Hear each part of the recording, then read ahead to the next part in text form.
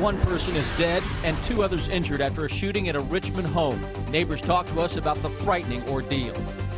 We're in Franklin County where deputies took more than a dozen pets out of a home today. Unusual ones like macaws, a python, and a sugar glider. And some of the new cats shine tonight as UK basketball players played against each other in the blue-white game. Tracking, alerting, protecting. This is WKYT News at 11. Good evening to you. Neighbors tell us they were frightened when they heard the shots. Tonight we're learning more about a shooting in Richmond that police say killed 1 person and injured 2 others. It happened this afternoon along Jason Drive off the Eastern Bypass. Police spent hours at the scene. New tonight, we know the name of the man killed. Garrett Weimer has the latest in our top story at 11. She first thought it was firecrackers. I didn't think nothing about a gun because I had lived here for 5 years and nothing like that never happened. But it didn't take long for Louise Fryer to realize what she heard across the street were gunshots, 5 of them. It said, we're going so fast, bang, bang, bang, bang. That's the way it was. And went so fast, I couldn't count it. Police say they found 1 man dead inside the apartment. Another man was taken to UK hospital. Investigators say a woman was shot in the foot. The coroner identified the man who died inside the apartment as 57-year-old Steve Thomas Martin. The shooting turned this residential street into a crime scene, a maze of yellow tape for nearly 6 hours, forcing neighbors to park a block or 2 away and walk to their homes. Yeah, we could not leave, we could not move our cars or nothing. Another woman across the street says she came home to find a bullet hole in her upstairs window, a scary discovery after an eye-opening afternoon on Jason Drive. Thank God they didn't shoot this way. Police say neighbors are safe. They're not searching for any other suspects, but many folks who live here say they're still shaken up after the shooting. In Richmond, Garrett Weimer, WKYT. And police have not released how the 3 people involved knew each other or what led up to the shooting. No word tonight on how the other 2 victims are doing. The rain is still falling across much of Kentucky tonight, and even more will be on the way as we head into the overnight hours. Chief Meteorologist Chris Bailey shows us what's on the First Alert Defender right now. Chris? Yeah, Amber, those rains really coming at us in waves all day long as expected, putting down a lot of water. Many areas already on Defender with greater than 1 inch of rain, and in some cases we're pushing close to 1.5 inches, if not local 2-inch amounts. Farther west that would go.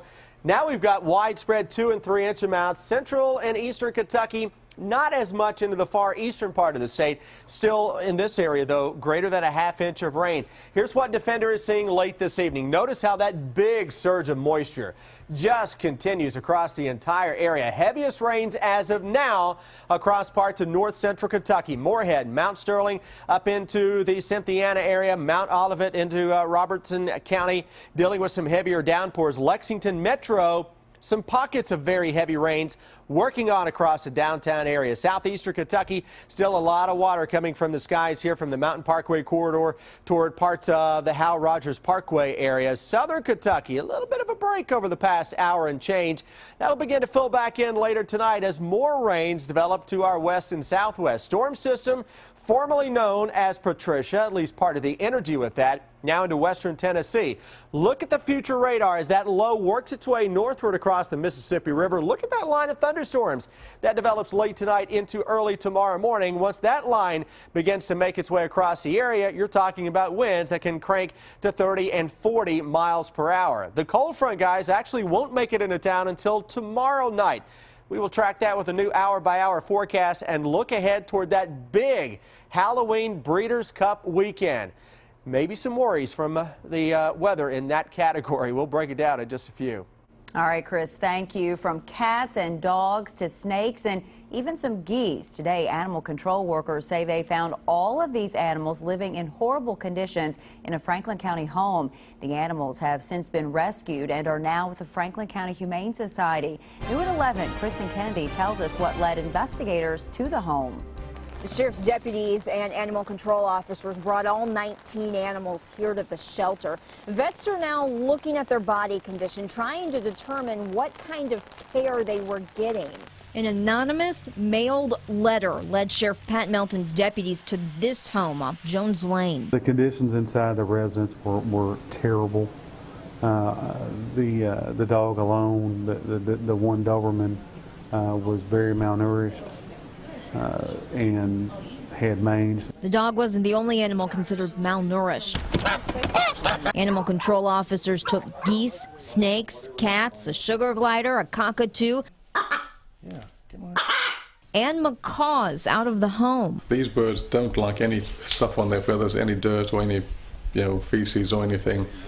So it's a condition of where he lived in filthy conditions. Veterinarians inspected each. If you look at her feet, the caked feces under there, and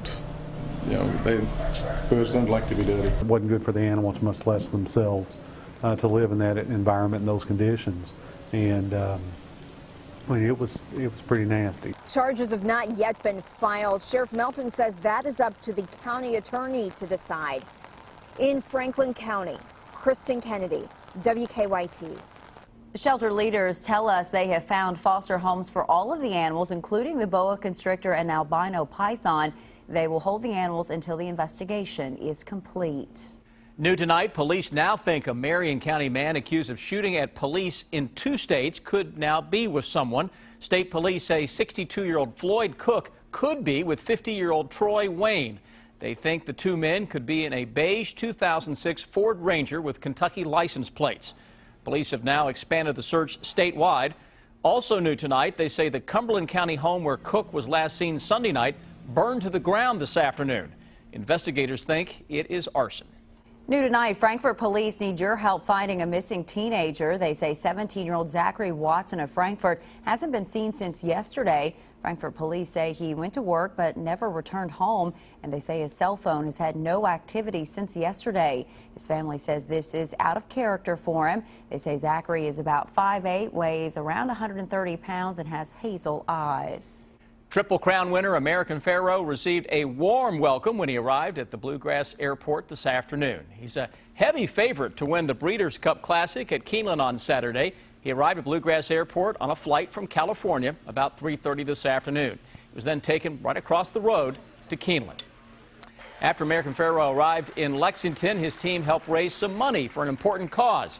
Fezzik Tipton hosting an evening with Team American Pharoah, which benefited Thoroughbred Charities of America. Trainer Bob Baffert, jockey Victor Espinoza, and others connected to the horse shared their thoughts on his journey to the Triple Crown.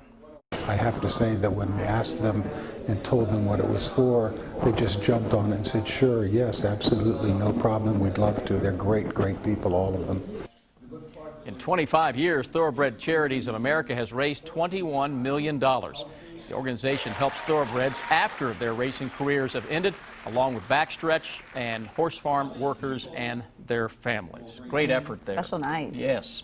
UK basketball team, speaking of special nights, showing off its skills for fans at Rupp, and tonight the opponent was very familiar with all the players. Yeah, they played against each other in the annual blue-white game. Brian Milam joins us with some of the highlights. Hard to cheer against them. You got to cheer for all of them. Hey, Vegas, they didn't even put a line out on this game. It was going to be so close. UK fans anxious to see what this year's group of Wildcats look like. And they had to be impressed with what they saw. Let's take a look at some of the early highlights. Cats shooting well from downtown. A lot of threes early in the game. Isaiah Briscoe hits the rainbow three. Tyler Eulis for the white team. Not a three. Works his way into the lob to Scal Abissiere. Scal had 18 points, 11 rebounds. Alex Poitras, he really opened some eyes tonight. Looked exceptional in his first public appearance in a long time. 17 points, basket, and the foul there. How good's Tyler Eulis? Look at the little fella get all the way to the rim, the up and under layup. He had 10 points, 15 assists for the little general. Nice transition here by the Cats. Charles Matthews with the dunk, but UK's white team does not get back on defense. Briscoe there for the layup.